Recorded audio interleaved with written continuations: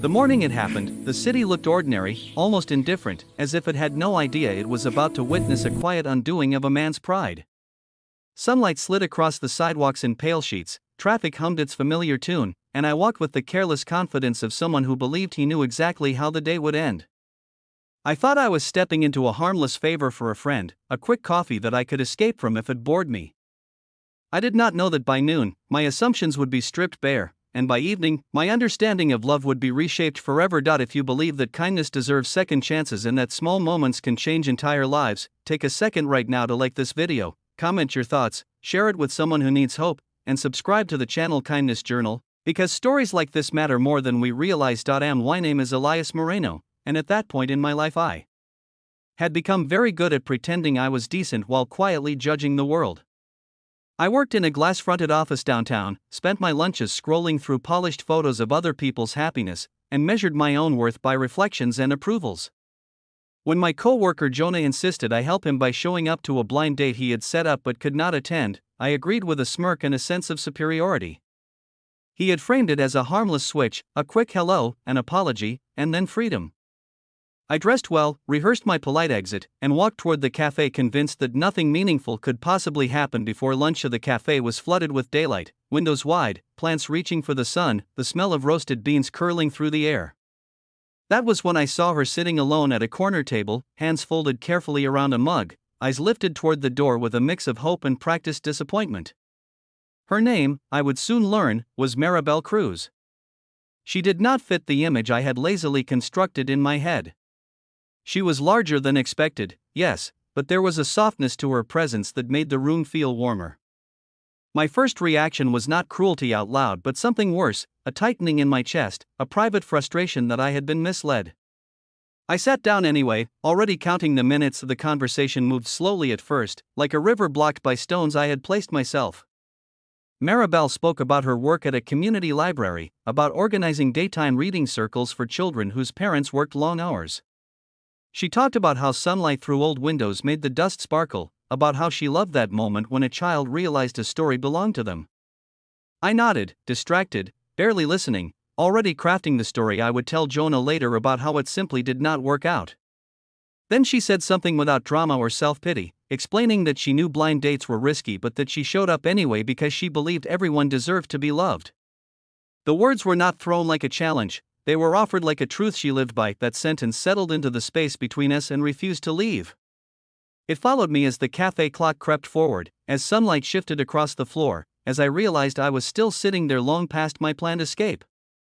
I watched how she laughed easily at her own mistakes, how she spoke to the barista with genuine interest, how she carried herself without apology. My discomfort slowly transformed into something heavier and more unsettling. I began to see my own reflection, not in the glass windows, but in the quiet contrast between her openness and my guarded vanity. When we finally stood to leave, it was still bright outside, the day far from finished. I walked with her a few blocks, not because I felt obligated anymore, but because curiosity had replaced irritation. She moved at a gentle pace, unhurried, pointing out murals I had passed 100 times without noticing. Children played in the park nearby, their laughter sharp and clean in the afternoon air. There was nothing cinematic about the scene, and yet it felt like a frame from a film I had never allowed myself to watch. Over the next few days, Maribel stayed in my thoughts with an insistence I could not shake. At work, the numbers on my screen blurred into irrelevance. I found myself remembering the way she described the kids at the library, the pride she took in helping them feel seen. I tried to dismiss it as guilt, as novelty, but something deeper was happening. I began to recognize how small my world had become, how my judgments had acted like walls keeping me safely isolated but painfully alone. I reached out again, telling myself it was only to apologize properly, to clear my conscience. We met in the afternoon this time, sunlight painting long shadows along the street. We walked through an open market, stalls bursting with color, voices weaving together in a living tapestry.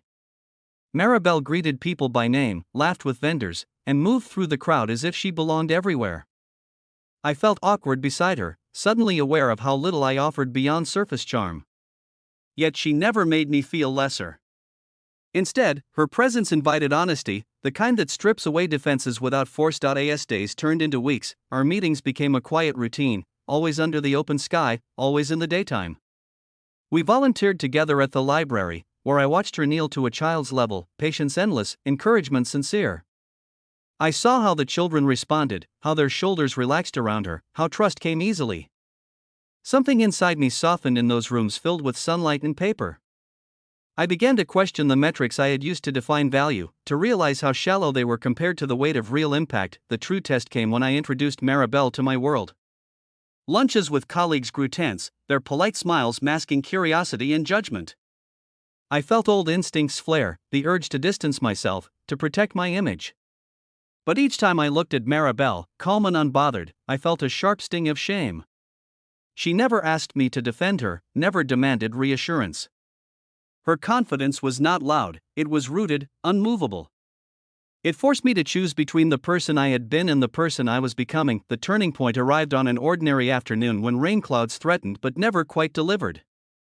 We sat on a bench overlooking the river, daylight shimmering on the surface, and Maribel spoke about her childhood, about learning early that the world could be unkind but that bitterness was heavier to carry than hope. She talked about choosing joy as an act of resistance, about loving herself fiercely because no one else would do it for her if she did not. Listening, I felt something break open inside me.